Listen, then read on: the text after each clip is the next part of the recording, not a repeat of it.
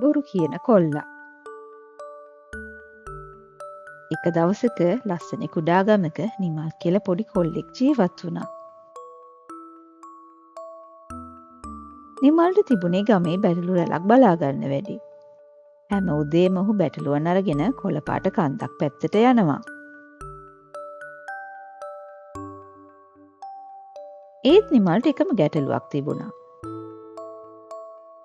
මට බොහෝම කම්මැලි කියලා ඔහු නිතරම කල්පනා කළා.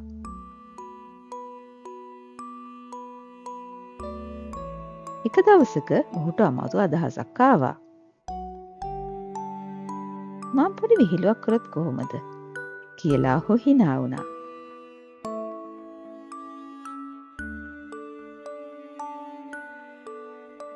ඒත් එක්කම ඔහු කෑ ගැහුවා.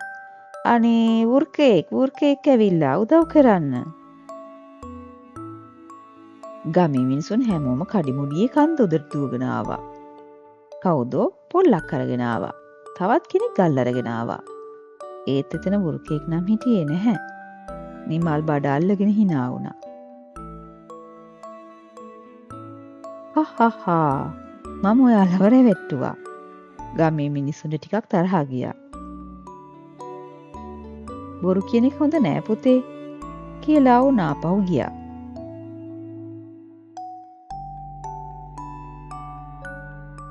ඊළඟ දවසෙත් නිමල් ආයෙත් එහෙමම කළා.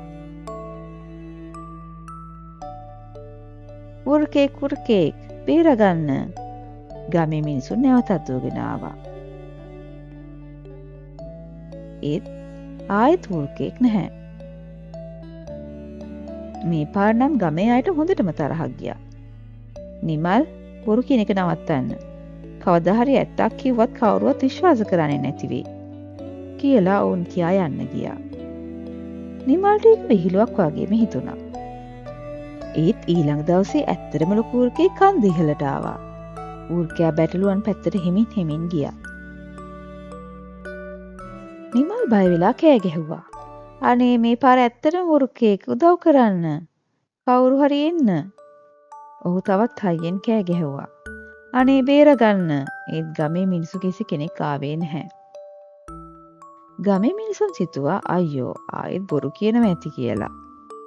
නිමල් අඬන්න පටන් ගත්තා. වාසනාවකට ටික වේලාවකට පස්සේ ගමේ වැඩිහිටි මාමා කෙනෙක් එතනින් ගියා. ඔහු වෘකයා දැකලා පොල්ලක් අරගෙන හයියෙන් ගැහුවා. වෘකයා බය වෙලා කැලේට දුවගෙන ගියා. නිමල් බොහොම දුකින් හිටියා. මට සමා වෙන්න.